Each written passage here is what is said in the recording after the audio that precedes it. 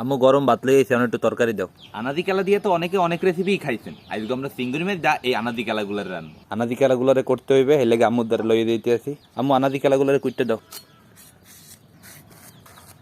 গরম ভাতও রান্না চলতে আছে, আজকে আনাদি কেলা দিয়ে চিংড়ি মাছ আর এই গরম ভাত খাইতে অনেক মজাই হইবে। আম্মু কোড়া আনাদি কেলাগুলারে ধুয়ে লই আইছে, এখন আমরা এই আনাদি কেলাগুলারে চিংড়ি মাছ দিয়ে রানবো। সয়াবিন তেল, কুচাই না পেঁয়াজ, এখন ছোট চিংড়ি গুলারে দিমু। নুন, হলদির গুঁড়ি, মরিচের গুঁড়ি, চিংড়ি মাছের জোগা বাড়া, চিংড়ি মাছের জোগা বাড়া পানি উতলাই উঠছে, এখন আনাদি কেলা দেবো।